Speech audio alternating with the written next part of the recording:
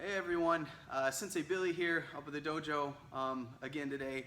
So did a video a couple weeks ago. Hope you guys all had fun with that. So I'm looking forward to doing another one here today.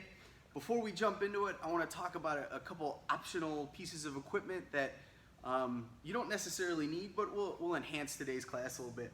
First thing I want to talk about is maybe you want to have your sparring gloves handy. The other thing I'm going to use a little bit today is a jump rope. You can use a jump rope, maybe an old belt, a regular rope extension cord, anything really. We're not actually jumping rope with it. We're going to do some drills with it though. And then definitely, it's a nice hot day here at the dojo. It's gorgeous outside. But make sure in the summer months we got water. We're staying hydrated while we train. So I'll probably stop and take a few water breaks myself. Definitely feel free to do that. One of the great things about these videos is you can pause at any time and take a break. The other thing I kind of want to talk about today is this would be a good one to do outside if you have that option available to you. We're going to do some jumping around with some sparring drills. So if you have to stay inside, make sure that there's nothing that's going to fall over. You're going to knock over around you. You got a nice clear space to train. That's about it. Let's get into it.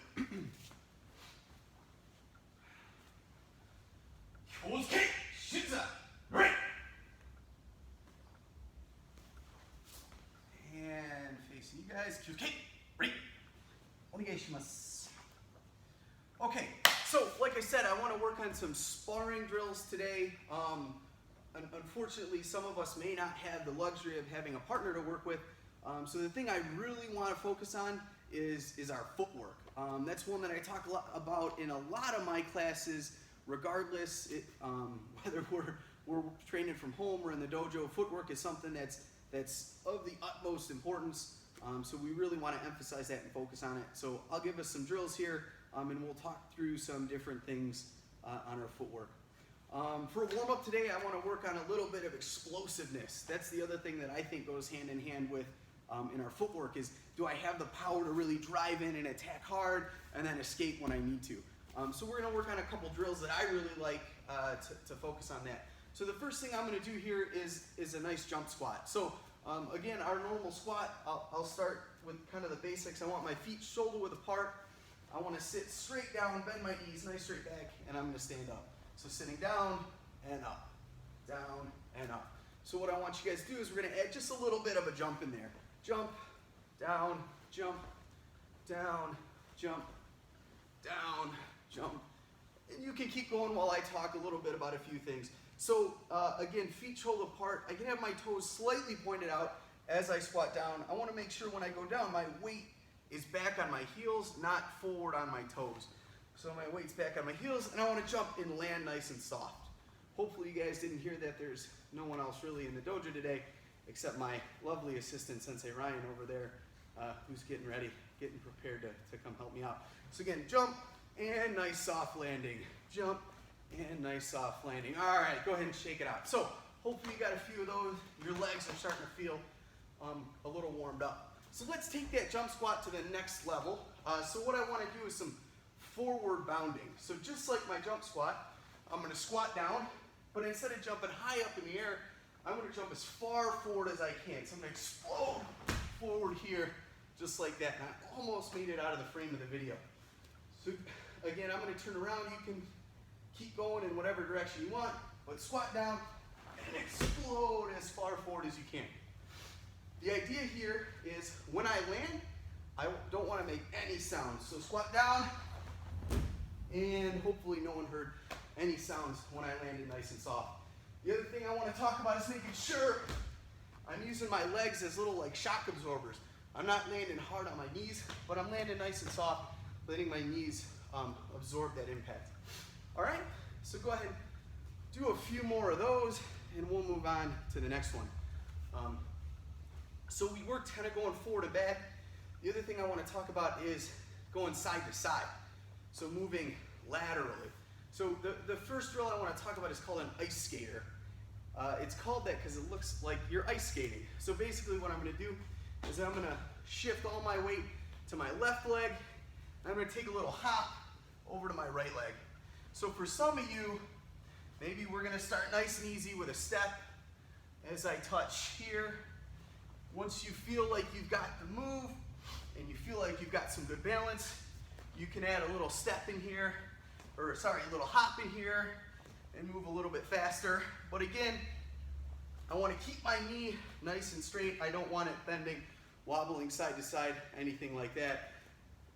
So, a few more of these. And again, you'll notice once you kind of get it down to where you don't have to step, I like to keep my one foot off the mat at all times. Foot off, foot off. Good. And yame. So, if you guys have that down and you feel comfortable, we can move on to another more advanced variation. Otherwise, stick with that one for a little bit. And you can even go back to the easier stepping side to side version. All right, so what I want to do now is we did a forward bound going straight ahead. Now I want to do a lateral bound going to the side. So kind of like my ice skater, I'm going to load up one leg. And I'm going to explode now and catch myself on the other leg. Lost my balance a little bit there. So again, load up and explode. Load up, explode. And I'm moving side to side here. Boom and boom. Sometimes you might have to set this other foot down to kind of catch yourself after you jump. Maybe you got to land, catch yourself, regain your balance before you go again. All right, a couple more of those. And yame. Okay, so like I said, those are nice explosive drills. Really get the legs moving and work on that explosiveness. So the next thing I want to work on is with that jump rope. So remember, I had you guys grab a jump rope or rope or anything. If you don't have one, just imagine you got one on the floor. So what I'm going to do is I'm going to lay this out nice and flat on the floor. And we did something with Sensei Aldous a couple weeks ago, very similar. So in this rope, what I want you guys to do is we'll start behind the rope in a nice guarding stance. So again, my guarding stance, 50-50 weight distribution. I've got a slight canter in my body, kind of turning that center line off to the side, hands up nice and strong in front of me. So what I want to work on is moving forward. So I'm going to push off with my back leg, coming across the rope, and then pushing back with my front leg coming across the rope. The idea here is that I'm not walking. I'm not going to take my foot off the mat, take a step. I want to push off with my back leg as I move forward, and then the same thing with my front leg. I'm pushing backward. So push and push. Push and push. Make sense? So as you guys work on that, and you can keep going at your own pace, I'm going to give you some pointers as we go here. So I don't want to jump. I don't want my body going up and down across the rope, right? Because if I lose contact with the mat, then I lose my power, I lose my ability to move. Because while I'm up in the air, most of us don't have wings or anything like that, so we're not flying around, right? I'm kind of stuck. I can't go anywhere. So I want to think about staying as low as I can. Push, push, push, push, push, push, push, and push. Another thing you'll notice is I'm going a little bit slower. I'm not bouncing really fast back and forth across the rope. Although I can do that, that's more of a cardio exercise. I'm focusing more on pushing, gathering my balance, setting in my stance, and then pushing back. Push and push. And you'll notice whether I'm behind the rope or in front of the rope, my feet are still shoulder width apart. I'm still in my good guarding stance. I'm still able to defend, right? At no point am I in this linear stance or coming out straight horizontal. I'm staying in my good guarding stance the whole time. And yame, go ahead and shake it out. That was probably a while. I'm gonna grab a quick drink here. Hopefully you guys took my advice. You got a water bottle close. Because this stuff is hard work, right? So let's switch off to our right guarding stance. And we're gonna work on the same thing. So pushing off and pushing off. Pushing off, pushing off. Crossing that rope. Boom, boom, boom. Gathering my balance. Here. Moving in, moving out. Moving in, moving out. Moving in, moving out. Just like that. Very good. Okay, ooh, see, that one I messed up a little bit. I drug my foot on the floor a little bit. You know, if we're doing kumite or anything like that, no big deal. But now I gotta fix my rope. So, let's add just a little bit to it. Go ahead and relax for a second. Let's add just a little bit to it. Shake your legs out. So, we're working on forward and backward motions. When we do our kumite, when we're sparring, I'm not just moving in one direction. I have to be able to move sideways too. So what I want to work on now is I'm going to start at one end of my rope, back in my left guarding stance. I'm going to work on that same motion, pushing in, pushing out, shuffling in, shuffling out. But as I'm doing this, I want to start adding a sideways motion here. Now the key to this is I don't want to ever cross my feet when I'm fighting. I always want to maintain my good shoulder width stance. So as I'm moving to my right, what I'm going to do is I'm going to step with my right leg and then shuffle that left leg. Step and shuffle, step and shuffle, step and shuffle.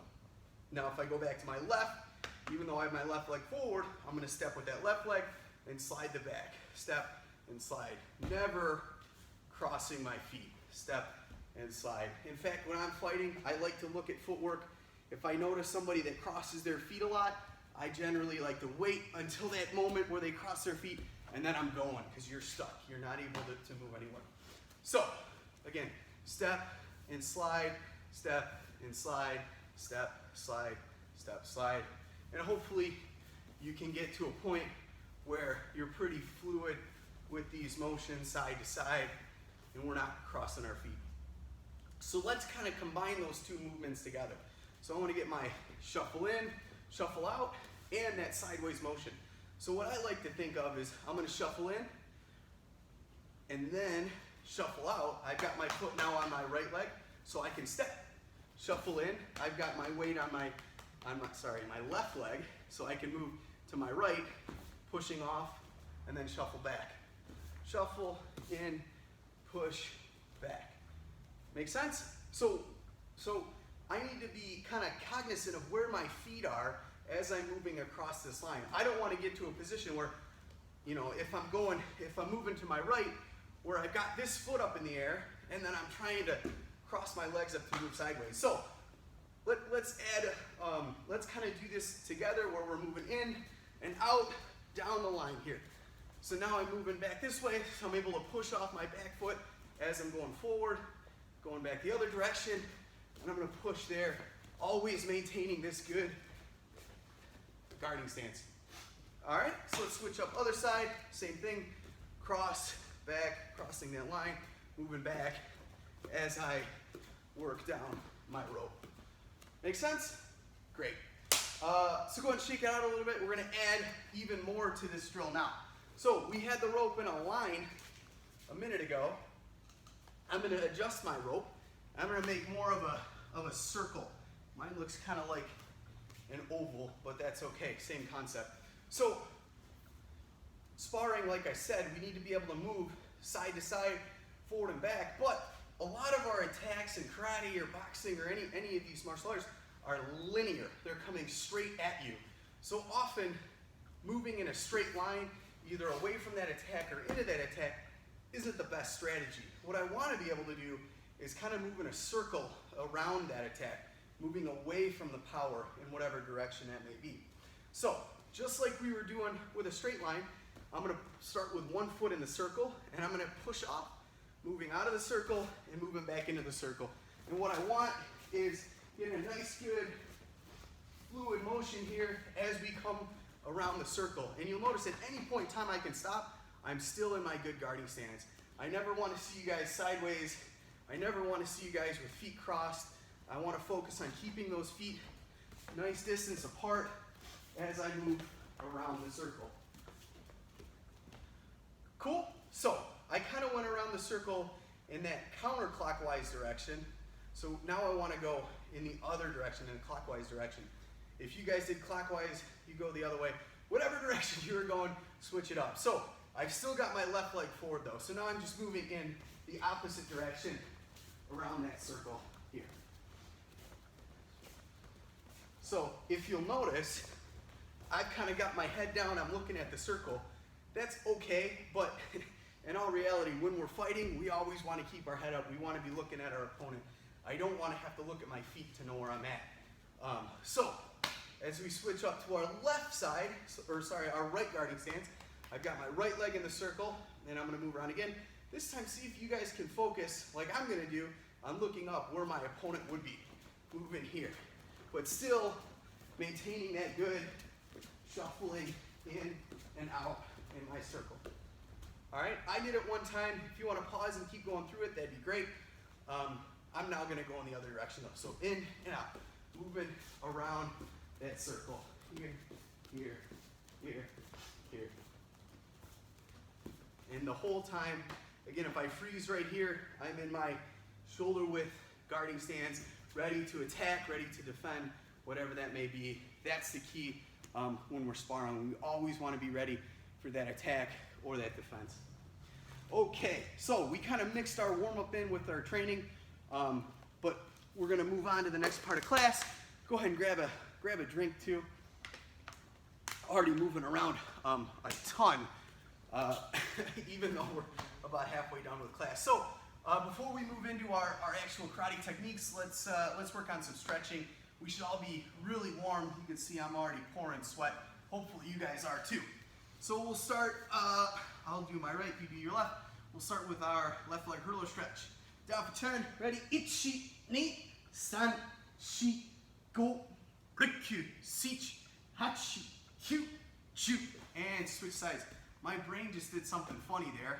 When I said count, I was expecting to hear you guys counting back at me. So when I started counting, I went, how come it's so quiet in here? But anyway, weird things happen when you're doing these videos. So down to the other side, you should be on your right, I'm on my left. Another 10, ichi, ni, san, shi, go, rikyu, sichi, hachi, kyu, ju. And spread your legs out here, scissor stretch. Again, I'll start with my right, you guys do your left. Ichi, ni, san, shi, go, rikyu, sichi, hachi, kyu, ju. And on the other side, ichi, ni, san, shi, go, rikyu, sichi, hachi, kyu, ju.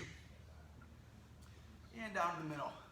Ichi, ni, san, shi, go, rikyu, sichi, hachi, kyu, ju. Good. And shake your legs out. As I've mentioned a few times, if you guys want to pause the video, keep stretching, that'd be great. Otherwise, we're going to move right into our kata next. So the last couple months, we've been working on kata pinan yodan. I'm not going to spend a ton of time on the kata. Again, we spent most of our class working on those footwork drills.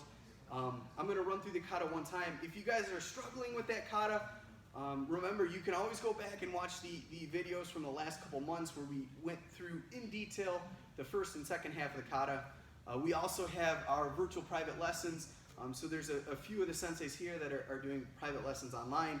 So definitely reach out to us if you're struggling. So I'm going to face the front of the dojo here, so my back will be to you for a second.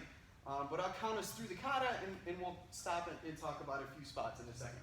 So yoi, kata, pinagura, ichi, ni, san, shi, go, rikyu, sichi, hachi, kyu, ju, ai, juichi,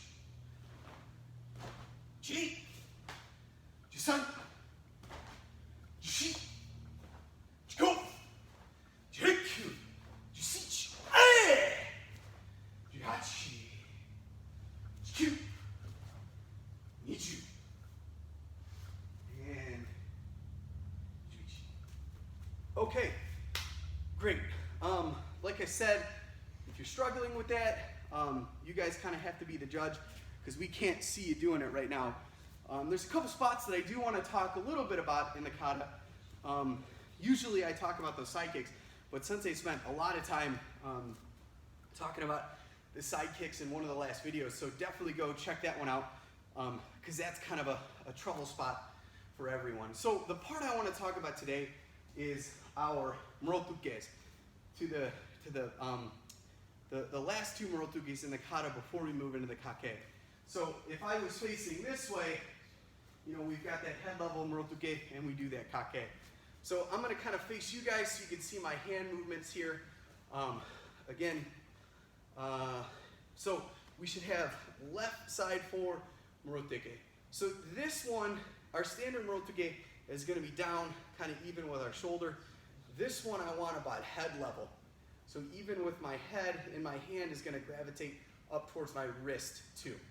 So this Kake, we see a lot of different variations of this Kake in class where, you know, some of people are making zigzags, other different, you know, circle movements. What I want to think about is kind of a half circle, or we're always taught a crescent moon pattern. So my hands are up by my head and they're going to make a circle, a crescent moon shape going down, just a half a circle here. While I do that, my foot is going to make this same motion. Again, I don't want zigzags with my feet or with my hands. I want to keep both my feet and hands together as I do that move, as I'm sliding back into my Nikuashidachi. So in the sparring part of class, I said never cross your feet. This is kind of one of the only exceptions I'm aware of in our katas, where I'm actually going to cross my feet as I move into this next head level Morotuke, and then the same half moon Kake. Again, making that crescent moon shape, not a big zigzag or anything like that. Just one crescent moon shape before I come into my Hikadachi. Okay? All right. So again, don't want to spend a ton of time on that kata, but what I would recommend at this point is go and pause that video, and why don't you run through that whole kata beginning to end 3 times on your own. If you have any spots where you're kind of confused about the next move, definitely go back and rewatch the last couple videos, or you can rewind this one a few minutes and take a look at the segment that you're stuck on. So the next thing that I want to work on are some sparring drills. And actually there's a piece of that kata that's very similar to the sparring drill that we're going to work on today. So in the kata, right after I come here with my uraken, I'm turning into the Nikuashidachi, I'm doing a maigeri, and then the double punch. So that's actually, you know, one of my preferred sparring techniques. It's one I like a lot. We're going to make one slight little tweak to it though. Instead of kicking with my back leg, I'm going to kick with my front leg. So everyone watching this video is an advanced student. We should all know what the Japanese name of slide up front kick is. What is it? Hopefully everyone said mai ashigeri. So we're going to go mai ashigeri followed by jab cross. What's the Japanese name for the jab and cross? Should be kisami-suki, yakisuki. And then the last technique I'm going to follow up with is a back leg round kick as I set it down. And what's the Japanese name for that back leg round kick? That one should be muwashi-geri. Hopefully you guys got all 3 of those. So fortunately for me, I have a partner here that I can work with a little bit. Sensei Ryan's here. If you don't have a partner, there's a couple options you have, and we'll talk about these. So maybe some of you guys are lucky enough. You'll have to go there. Some of you guys are lucky enough at home to have a nice heavy bag. It doesn't have to be one of the hanging bags. It can be one of the regular bags. Or if you listen to me at the beginning of the video, maybe you're outside, you got a tree, different things you can work with. And I'll show you some different variations of this technique if you're doing it on the heavy bag versus with a partner. I did mention at the beginning of the video to grab some gloves too. I'm going to take this opportunity to grab another drink. So for those of you who are working with a partner that doesn't necessarily train with us, maybe you got mom or dad helping you out, or a sibling, it'd probably be a good idea to throw your gloves on. Again, they may not be as used to some of us are, you know, with punches coming at them. So I'm going to recommend you throw your gloves on. If not, too bad for them, I guess. So I'm going to put mine on. So I have Sensei Ryan here with me. Like I said, he doesn't have any gloves today. So what I want to work on is using that combination the Mai-Ashigiri, Kisame-Suki, Yakusuki, Mo-Ashigiri in more of a sparring type situation, not necessarily Kihon. So, again, I would encourage you, we'll just start just throwing a few with our partners. So I'm going to come in, Mai-Ashigiri, Kisame-Suki, Yakusuki, and Mo-Ashigiri. Makes sense. Sensei Ryan didn't quite move as much. Maybe your partners didn't either. Maybe, mom and dad aren't used to, you can show them those drills we did at the beginning of class, how to move in, how to move out, but maybe they're not quite adept at that yet. So you'll kind of get a chance to work with somebody that's not a karate person, which can be a good thing too. So again, Mai-Ashigiri, Kisame-Suki, Yakusuki, Mo-Ashigiri. Sensei Ryan, because he's training in karate, I want him to kind of concentrate on his blocking too. I don't want him to just stand there and take a bunch of punches, right? This is an opportunity for both partners to work on our drills together. So, Mai-Ashigiri, Kisame-Suki, Yakusuki, Mo-Ashigiri. Good. So I would say go ahead and rattle a few of those off. Do about 5 on each side. I'll do a couple more on the other side, and then we'll move on to the next piece. So, bam, bam, bam, bam.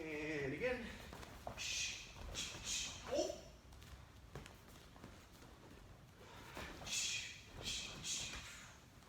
Cool. So Sensei Ryan can go ahead and throw a few of his as well.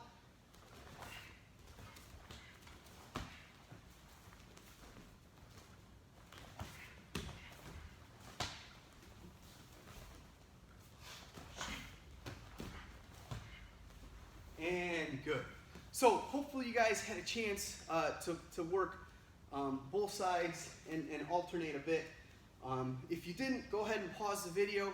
Otherwise, I'm gonna keep moving on a little bit here, and I'm gonna talk about a few things. So, if you had someone kicking at you, think a little bit about those techniques that were coming at you. Were those pretty easy to defend? I think both Sensei Ryan and I kind of knew what the other was throwing. We did a little bit of blocking. I definitely could have thrown some counters in there. I know Sensei Ryan could have too, because there's a lot of different telegraphs going on in this kick. So one of the things I want to talk about is different strategies for that first kick, that Mai-Ashigiri. So our standard Mai-Ashigiri, when we come up and down the floor, right, I'm in my guarding stance, I slide up, I bring the knee up into my chest, I throw that kick out, and I set it down. And that's kind of our standard kick. When we spar though, when I'm working with Sensei Ryan, the second I slide that foot up, he knows exactly what I'm doing. He knows that something is coming off of this front leg, right? So he's already moving out of the way. So that's one of the things that makes this technique really easy to defend. So as I slide up, he's already ready to go. He already knows something's happening. So what I want to talk about is some different things I can do with this front leg. So I went with the standard slide up. What I want to try and do as well is instead of sliding, I can just do a little shuffle. So I can bring my knee in as I'm kind of simultaneous with the slide. So I get this little shuffle here. If I go this way, I get a little shuffle before I throw that kick. So I'm here, boom. And I'm a little bit quicker that time. Sensei Ryan didn't have a chance to react so much.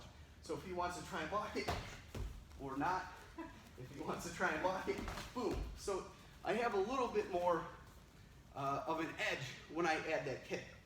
Now, the reason we throw combinations is because we want to catch him off guard. So if all I'm throwing is that kick, he's going to catch it all day long. He's going to have no issues with that kick. But the second I start throwing kick, and then I have that punch coming in, kick, punch coming in, that makes things a little bit more challenging for him, which is good for me, right? I want to make it harder on him. So what I want you guys to work on for a little bit here is that little shuffle. Instead of doing my step and kick, I want to work on getting that knee up and throwing the kick at the same time. Boom. So I've got this little boom and bam. If I go on the other side, for those of you working on bags, the bag's a little different. It's not going to move like a real partner is, especially if you're working with trees. I remember when I was a kid growing up here in the dojo, Sensei Joe McFall used to have us go outside in front of the dojo, and we would actually kick the trees, and he would encourage us to kick them as hard as we can. That hurt a lot. So for those of you at home maybe working with something that's not designed for kicking, you got to take a little bit of the power off, but we can still work on our technique. So same thing here. I want to get that little shuffle in before I throw that kick. You notice I touch the bag nice and soft instead of really hitting it hard for some of us that are working with things that aren't designed for training. Makes sense? So here, slide in, boom.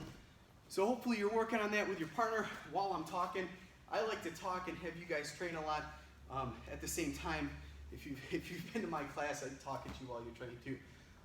So let's add a little bit to it. Let's talk about the jab that's coming after that Mayashigiri.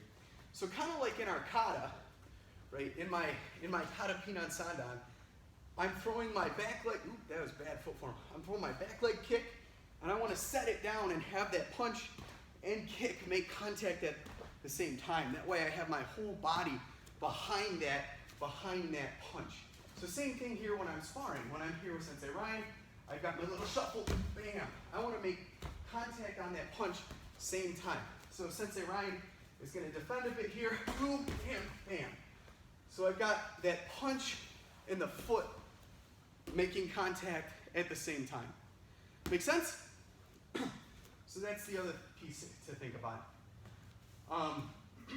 Another little trick I can add, sometimes Sensei Ryan might be a really, really good fighter, and he still might see this chambering piece as my foot's coming in. So what I can do, in addition to the little shuffle kick, is I can skip the kick altogether. I can bring my knee up and throw that punch at the same time to kind of fake him out. Because he may be thinking timing on this kick, but if that kick never comes, I can catch him while he's trying to block the kick. So that's another great way to mix this technique up. Bam, bam. And then I got him twice. The bag's kind of in the way now. We can do it on the bag or on a tree, whatever it may be. Again, shuffle 1, 2, and I'm in nice and tight. So the third technique is the Mawashigiri. So if I have a partner, he's going to be moving a little bit. You know, no one is going to want to stand there while I'm throwing punches and kicks like a tree. So he's going to be moving a little bit. 1, 2, 3, 4, which gives me the ability to set up the range for that round kick. That's what really helps. For those of you that are on a bag or, like I said, on a tree, you're going to have to adjust your ma'ai for that tree or the bag because it's not going to move. And this is another good drill, although not realistic, where it's something we would necessarily have this exact scenario happen in our sparring. But knowing what my ma'ai is, being able to adjust my ma'ai, my critical distancing on the fly, is a very, very important skill. So again, I can come in here, kick, jab, cross. I have to shuffle back, adjust my distance, boom, before I throw that round kick. Make sense? Or if I skip the round kick, jab, cross, shuffle back, and round kick.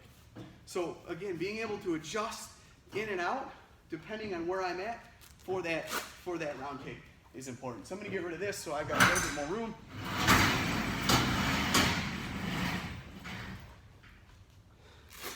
Okay, so back with your partners. What I want you to do is the full combination now. And you can do it one of 3 ways, right? We talked about the slide up, kick, jab, cross, round kick. We talked about the shuffling kick, jab, cross, round kick. Ooh, Ryan's way up frame. We gotta move further back. Or we can do the no kick, jab, cross, round kick. Make sense? So what I want you to do is work that. I did it about 3 times there.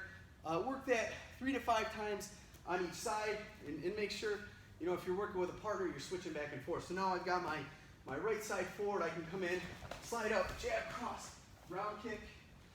And we're on this side of the frame now, so Ryan can go ahead and throw his. Round kick, and I can throw mine. Slide up, jab, cross, round kick. Sorry, I was looking at that. Okay, so again, hopefully you had a chance to go back and forth with your partner. If you're still not feeling quite right about that technique, again, go ahead and rewind the video. Take a look at some of the previous things that we've done. Okay, hopefully you guys are nice, sweaty, hot, out of breath, just like I am. I always have fun when I teach. I always have fun when I train. So getting up here and kind of doing these videos is a little bit of both, actually. So the last thing I want to talk about today is our fourth feather on the dojo crest over here. Hopefully everyone knows what that fourth feather is. If you said determination, you nailed it. So determination, you know, I said in the last video, it's hard to pick a favorite on this dojo crest because they're all absolutely essential qualities to be a black belt. Every single black belt here, everyone that's had success, whether in the dojo or outside the dojo, they've had to have some degree of determination. You know, often what I found in life is right before I'm about to achieve something, right before I'm about to succeed, I get this last little bit of self-doubt, or I get that feeling of I'm never going to accomplish this. And the ability to kind of push through that and keep going, having that grit or that determination to keep going and not quit, even though you feel like it, is really, really important. So I think we're getting really close here to the end of all of this, you know, stay-at-home type of stuff. We've got, you know, a couple weeks left. I think what did our last one say? June 12th or something like that. So we're getting really close to the end, and this is where, you know, some of us are really feeling low on motivation. It's hard to keep going. You know, we haven't hung out with our friends in a long time. We haven't trained outside of our basements in a long time. But pushing through it, having that determination, keep going, not quitting, even though you want to. That's what determination is. That's a huge part of being a black belt, because I can promise you, you know, myself, I've lost count of the times that I've wanted to quit training. I've wanted to quit anything in my life, you know, whether it be sports, academic, work. It's tough. There's days that are just hard, and you got to push through it. So hopefully you guys are working through it, pushing through it yourselves at home, like I know you are. So let's go ahead and bow out here.